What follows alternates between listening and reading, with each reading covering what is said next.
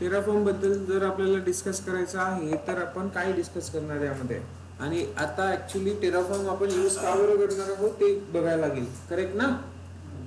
तर सर्वात आधी डिस्कस करायचं आहे आपल्याला क्लाउड फॉर्मेशन बद्दल. तर AWS मध्ये आपण क्लाउड फॉर्मेशन बघितलं आहे, आणि का बरं यूज करतोय आपण क्लाउड फॉर्मेशन AWS मध्ये. क्लाउड फॉर्मेशन कशासाठी यूज करतोय ते त्याने जे सांगितलं ते चुकीचं सांगितलेलं आहे. क्लाउड फॉर्मेशन कशासाठी यूज करतो.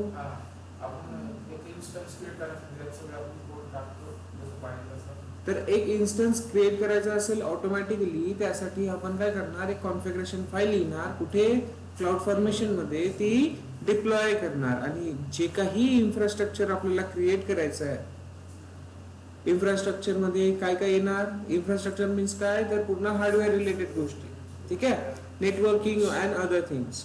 तर तिथे जो इन्स्टन्स आहे, VPC आहे, subnets, route table, elastic load balancer, route 53, RDS, सगळ्या ज्या गोष्टी तुम्हाला क्रिएट करायच्या असेल AWS मध्ये, ह्या जर गोष्टी क्रिएट करण्यासाठी तुम्ही काय करणार, एक कॉन्फिगरेशन फाईल लिहिणार, प्रत्येक रिसोर्स डिफाईन करणार, आणि जेव्हा त्या फाईलला तुम्ही क्लाउड फॉर्मेशन मध्ये एक्झिक्यूट करणार तेव्हा काय होईल, पूर्ण रिसोर्सेस क्रिएट होणार AWS मध्ये. आपल्याला प्रत्येक वेळेस मॅन्युअली जाऊन क्रिएट करायची गरज नाही. एक फाईल, कॉन्फिगरेशन फाईल, आणि त्याला जेव्हा आपण एक्झिक्यूट करणार क्लाउड फॉर्मेशन मध्ये तेव्हा ते काय होईल, पूर्ण रिसोर्सेस क्रिएट करणार, ठीक आहे. तर या सर्व्हिसला आपण काय म्हटलं होतं, क्लाउड फॉर्मेशन सर्व्हिसला काय म्हटलं होतं आपण, infrastructure as a code, right. Infrastructure as a code, infrastructure as a code आपण code service in AWS cloud formation. त्याच पद्धतीने आपण काय बघितलंय की क्लाउड फॉर्मेशनच आहे असं नाहीये. जर गुगल घेतलं तर गुगलमध्ये त्याचं डिप्लॉयमेंट मॅनेजर असणार, ठीक आहे, तिथे पण सेम काम असणार जसं AWS मध्ये क्लाउड फॉर्मेशन मध्ये आपण करतो. गुगलचं पण सेपरेट असेल, अझोरचं पण सेपरेट असेल, ठीक आहे.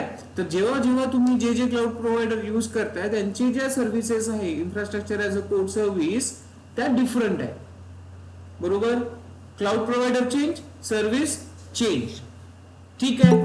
जर तुम्ही स्पेसिफिकली एखाद्या क्लाउडवर काम करत असणार, जर तुम्ही स्पेसिफिकली एखाद्या क्लाउडवर काम करत असणार तर ते ठीक आहे की तुम्ही काय करणार, त्याची त्या क्लाउड प्रोव्हायडर कडे अवेलेबल असलेली सर्व्हिस यूज करणार, सिंपल आहे. बट जर का तुम्ही मल्टी क्लाउड वर काम करत असणार, तर मल्टी क्लाउड वर जर काम करत असणार तर पॉसिबल आहे का क्लाउड फॉर्मेशनला डिप्लॉयमेंट मॅनेजरला कंबाईन करणे, नाहीये, करेक्ट. गुगल वर काम करायसाठी डिप्लॉयमेंट मॅनेजर यूज करावं लागेल, AWS वर काम करण्यासाठी क्लाउड फॉर्मेशन यूज करावं लागेल, डिफरंट थिंग्स, डोक्याला हेडॅक होईल, करेक्ट ना. So what is the better option, better option is nothing but to use the Terraform, ठीक आहे. Better option is Terraform. आता टेराफॉर्म काय आहे, तर Terraform is infrastructure as a code, infrastructure as a code tool आहे, software आहे असं consider करा, ठीक आहे.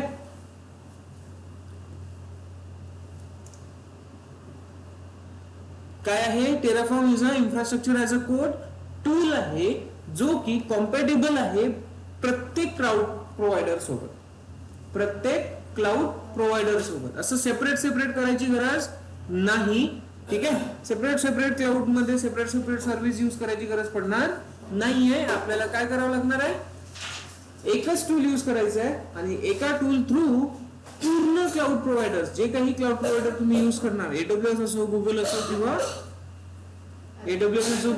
किंवा Azure असो, कुठलाही क्लाउड प्रोव्हायडर असू दे, त्या सगळ्या क्लाउड प्रोव्हायडर्स वर आपण काम करणार युजिंग टेराफॉर्म, ठीक आहे. तर का बरं यूज करतोय टेराफॉर्म ते समजलं, काय आहे हे समजलं. Infrastructure as a code tool आहे, जो आपल्याला इन्फ्रास्ट्रक्चर ऑटोमॅटिकली क्रिएट करण्यासाठी, मॉडिफाय करण्यासाठी यूज करायचं, ओके, क्लाउड फॉर्मेशन आपण ऑलरेडी बघितलेलं आहे, तर ते यूज न करता आपण काय यूज करणार, टेराफॉर्म. बेनिफिट समजणार, ठीक आहे. तर इथे तेच दिलेलं आहे, infrastructure as a code tool that let you build, change and version infrastructure safely and efficiently. Got it. तर याला तुम्ही कम्पेअर करत चालायचं कुठे, क्लाउड फॉर्मेशन सोबत. क्लाउड फॉर्मेशन फक्त AWS वर होतं आणि टेराफॉर्म कशावर काम करतं, पूर्ण कुठले पण क्लाउड प्रोव्हायडर असू दे त्यांच्यावर तो कम्पॅटेबल राहील. तर आपण काय करणार, आता एक इन्स्टन्स क्रिएट करणार AWS मध्ये. आता टेराफॉर्मला यूज करण्याचे 2 डिफरंट वेज आहे. एक तर तुम्ही AWS इन्स्टन्सवर टेराफॉर्म इन्स्टॉल करा आणि त्या इन्स्टन्सला असं कन्सिडर करा तुमची सेल्फ मशीन. ओके, काय करणार तुम्ही, सेल्फ मशीन. देन त्या एका इन्स्टन्स वरून तुम्ही 100 इन्स्टन्स क्रिएट करू शकता, कारण तिथे काय टेराफॉर्म आहे. तिथे तुम्ही काय अप्लाय करताय, टेराफॉर्म अप्लाय करताय. ओके, तो एक झाला प्रोसेस. इव्हन तुमच्या लॅपटॉप मधून तुम्हाला AWS अकाउंटची काही गरज पडणार नाही लॉग इन करण्यासाठी वगैरे. तुम्हाला काय करावं लागेल, तुमच्या लॅपटॉप मध्ये टेराफॉर्म इन्स्टॉल करावं लागेल. ठीक आहे, पूर्ण फाईल्स लिहायच्या. आता आपल्या लॅपटॉप मधनं AWS सोबत कम्युनिकेशन करायचं असेल तर कसं करतो आपण, लॅपटॉप मधून जर AWS सोबत कम्युनिकेशन करायचं असेल तर काही प्रोसेस माहिती आहे तुम्हाला, कमांड लाइन इंटरफेस यूज करतो सर. ऍक्सेस की आहे, secret key, command line tool. तर येस, जोपर्यंत कॉन्फिगर करणार नाही AWS कॉन्फिगर, तोपर्यंत AWS सोबत कम्युनिकेट करू शकतो का आपण, नाही. तर AWS सोबत आपल्या स्वतःच्या लॅपटॉप वरून टेराफॉर्म थ्रू काम करायचं असेल तर काय करावं लागेल, ऍक्सेस की और सिक्रेट की द्यावं लागेल. कन्फर्म आहे, ठीक आहे. एवढा पोर्शन तुम्हाला ऑलरेडी माहिती आहे. तर टेराफॉर्म मध्ये काय आहे, का बरं यूज करणार आहोत, एवढं कळलं, काय कन्फ्युजन इथे नाही, ठीक आहे. तर बेसिक इन्फॉर्मेशन तुम्हाला आलेली आहे. तर एक छोटं मोठं हे बघून घ्या. Terraform is a open source infrastructure as a code tool developed by HashiCorp. HashiCorp company एक कंपनी आहे जिने काय केलंय, टेराफॉर्म हा टूल बनवलेला आहे. ठीक आहे. and that enable develop define provision and manage cloud infrastructure using declarative configuration language. आता declarative configuration language means YAML language बघितली आपण, तर YAML लँग्वेज बघितली आहे. YAML एक सेपरेट लँग्वेज आहे, स्क्रिप्टिंग साठी यूज होते. डिक्लेरेटिव्ह कॉन्फिगरेशन लँग्वेज मीन्स फक्त आणि फक्त यूज केलं जातं टेराफॉर्म साठी. Okay, declarative configuration language means domain specific language म्हणू शकतो आपण. काय म्हणणार आपण त्याला, डोमेन स्पेसिफिक लँग्वेज. कोणती लँग्वेज यूज होईल इथे, तर HashiCorp कॉन्फिगरेशन लँग्वेज. कोणती लँग्वेज, HashiCorp कॉन्फिगरेशन लँग्वेज. इथे दिलंय काय मी, असेल कुठे ना कुठे, बट कुठली language, HashiCorp configuration language use होईल. काय लिहायचं आहे, कसं लिहायचं आहे, तर सिंपल की आणि व्हॅल्यूज लिहायचे, बाकी एक्स्ट्रा काही लिहायचं नाहीये. YAML पेक्षा पण इझी लाईन आहे, YAML पेक्षा पण इझी लँग्वेज आहे. फक्त की आणि व्हॅल्यूज, कुठल्या काय कसं लिहायचं आहे, ब्लॉक बाय ब्लॉक कसं लिहायचं आहे ते आपण इथे बघणार. ठीक आहे. आणि yes, it works with various providers such as AWS, Azure, Google to automate the life cycle of compute, network and storage resources. So everything inside your cloud you can create using Terraform.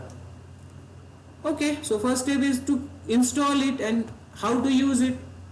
Correct. तर चला करू आपण. त्यासाठी AWS वर यावं लागेल. AWS वर तुम्हाला यूज नाही करायचं आहे तर तुमच्या लॅपटॉप मध्ये इन्स्टॉल करा. लॅपटॉप मधून तुमच्या AWS सोबत कम्युनिकेशन कसं करणार ते करून टाकायचं AWS कॉन्फिग ने. करेक्ट. AWS ऍक्सेस की अँड सिक्रेट की ते तुम्हाला द्यावं लागेल. देन तुम्ही परफॉर्म करू शकता. बट मी काय करतोय, डायरेक्टली AWS वर एक इन्स्टन्स क्रिएट करणार आणि तिथे टेराफॉर्म इन्स्टॉल करणार.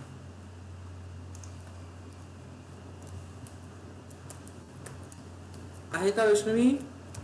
हो सर. सांगा MFA.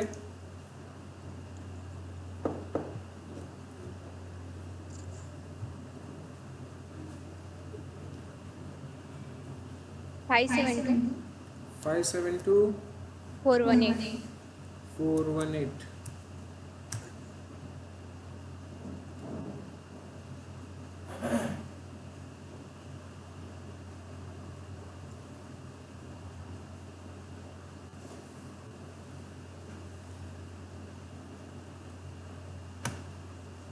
Okay, perfect. सो एक EC2 इन्स्टन्स.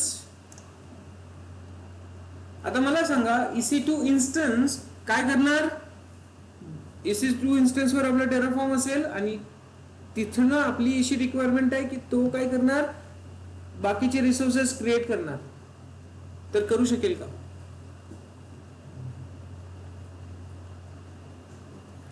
करू शकणार का सांगा. आणि कसं?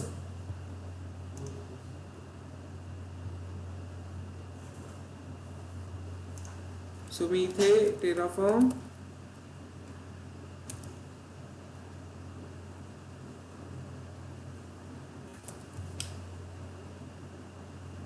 Ubuntu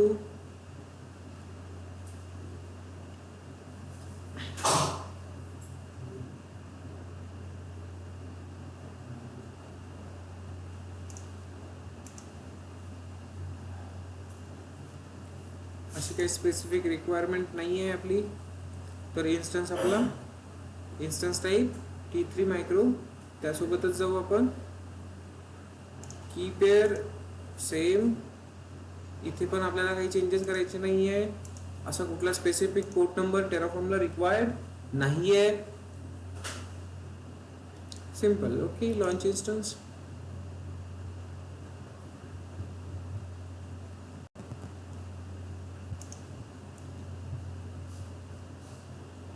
Perfect.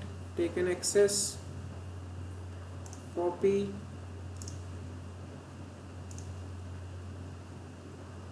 cloud shell,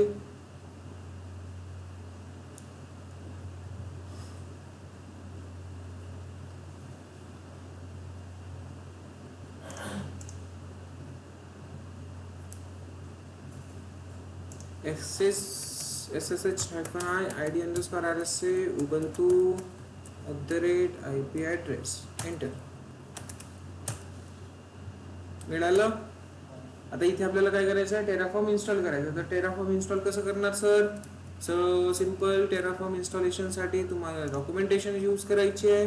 Linux मध्ये इन्स्टॉल करायचं आहे. तर लिनक्स मध्ये इन्स्टॉल करण्यासाठी सिंपल ह्या काही कमांड्स आहे, 1 2 3 तेवढं करा, तुमचं इन्स्टॉलेशन होऊन जाईल. तर कुठे करतोय? उबंतू मध्ये. इनफ आहे ह्या कमांड्स. तर सर्वात आधी आपल्याला इथे कमांड काय यूज करावी लागतं? sudo apt-get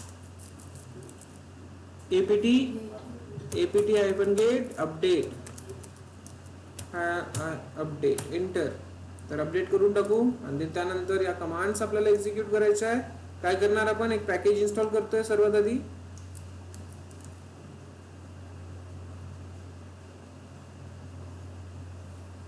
so one by one execute करा 3 कमांड्स.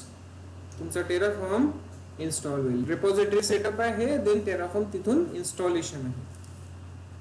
परफेक्ट. डन.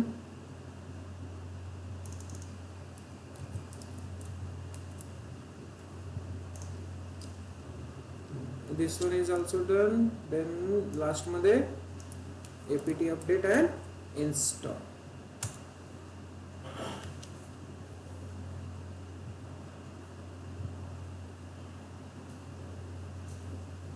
ठीक आहे, इन्स्टॉलेशन झालं. टेराफॉर्मचा कमांड लाईन टूल यूज करावं लागेल आपल्याला. कमांड लाईन टूल कशासाठी? To deploy our files. ठीक आहे. तर आता टेराफॉर्म कुठल्याही पद्धतीने कमांड लाईन मध्ये असं काही नाहीये की टेराफॉर्मने आपण क्रिएट कमांड करणार आणि क्रिएट होणार. ठीक आहे, तर त्यासाठी तुम्हाला प्रॉपर सिंटॅक्स लागेल. Terraform commands to create, Terraform commands to create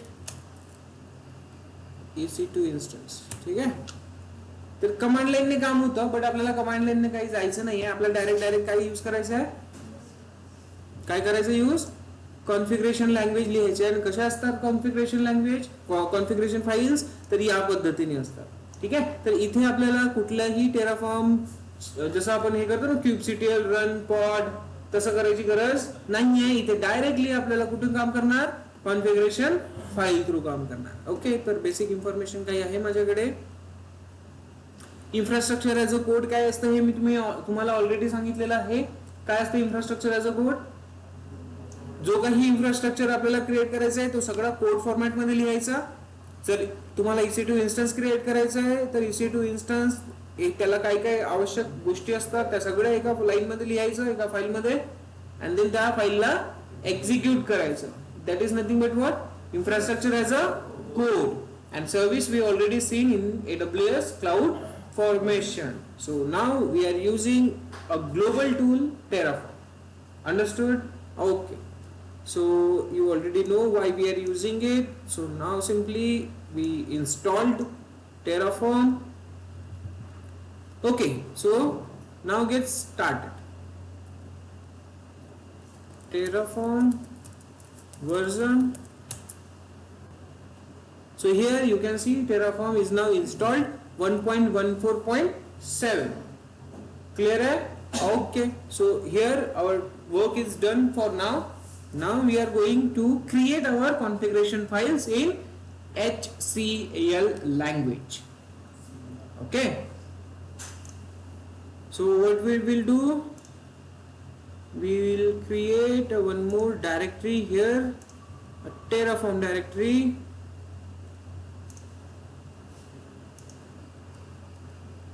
Let's create Terraform, enter, and one more file in Terraform, sample.yml.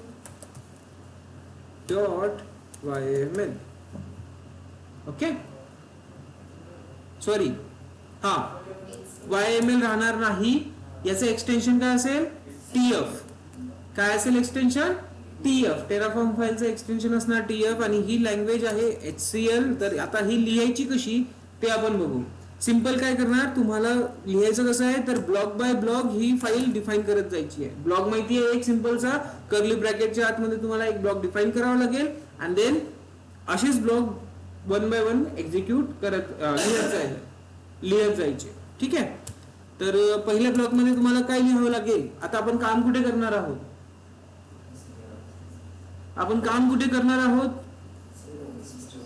टेराफॉर्मला माहिती आहे का, नाही. तर टेराफॉर्मला सांगायचं आहे आपल्याला की आपण कुठे काम करणार आहोत. होऊ शकते तुम्ही अजुरेवर काम करताय, होऊ शकते तुम्ही GCP वर काम करताय, बट आता आपण कुठे काम करतोय, AWS. पण टेराफॉर्मला माहिती आहे का, नाही. सांगायचं कसं, तर त्यासाठी आता आपल्याला यूज करायचे असतात इन्स्ट्रक्शन्स आणि आर्ग्युमेंट्स. ठीक आहे, इन्स्ट्रक्शन आर्ग्युमेंट्स वगैरे यूज करायचे असतात. तर ते तुम्हाला कुठून मिळणार, तर तुम्हाला ऑफिशियल डॉक्युमेंटेशन्स वरून मिळून जाईल. Official documentations here, tutorial library,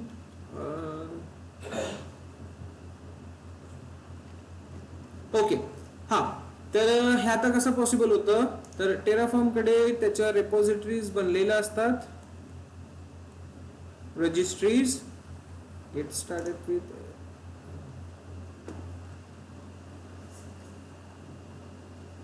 AWS. Create infrastructure, हे तर ट्युटोरियल वाला पोर्शन आहे. डॉक्युमेंटेशन पाहिजे आपल्याला. हिअर इन द डॉक्युमेंटेशन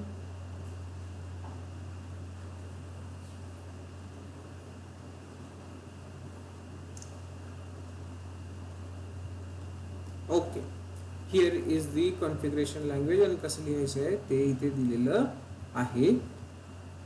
तर वन बाय वन बघू आता इथे काय दिलेलं आहे आणि कशा पद्धतीने आपल्याला लिहायचं आहे. ठीक आहे. तर सर्वात आधी बघा कोणती लँग्वेज आहे. HCP HCOP language HCL. So इथे आता टेराफॉर्मला आपल्याला सांगायचं आहे कुणासोबत काम करायचं. तर सर्वात आधी यूज केलं जातं इथे प्रोव्हायडर. काय यूज केलं जातं. प्रोव्हायडर. आपला क्लाउड प्रोव्हायडरची इन्फॉर्मेशन द्यायची असते इथे. काय द्यायची असते. क्लाउड प्रोव्हायडरची इन्फॉर्मेशन. तर आपला क्लाउड प्रोव्हायडर कोण आहे. AWS आहे. आता AWS याला सांगितलं बट AWS मध्ये पण भरपूर काही गोष्टी असतात माहिती आहे तुम्हाला. आता एकदा का AWS अकाउंट ओपन केल्यानंतर डायरेक्ट आपण काम करतो का नाही. काय सिलेक्ट करतो. सर्वात आधी आपण रिजन सिलेक्ट करतो. काय रिजन काय करतो आपण. रिजन की आपल्याला US मध्ये करायचं आहे की मुंबईमध्ये करायचं आहे हे सिलेक्ट करतो ना. तर टेराफॉर्मला ते पण सांगायचं आहे ना की रिजन हा सिलेक्ट कर रे बाबा सांगावं लागेल. तर त्याला AWS सांगितलं आणि रिजन सांगावं लागेल. तर रिजन असेल आपला AP साऊथ 1 समथिंग राईट. मुंबईसाठी AP साऊथ 1च आहे ना. चेक करून टाकू आपण एकदा. मुंबईसाठी कोणता आहे. AP साऊथ 1 बरोबर आहे. बट हे आता इथे काय कशा पद्धतीने लिहिणार आपण. स्ट्रिंग फॉर्मॅट मध्ये लिहिणार. ओके. तर बघा प्रोव्हायडरचा ब्लॉग आहे हा.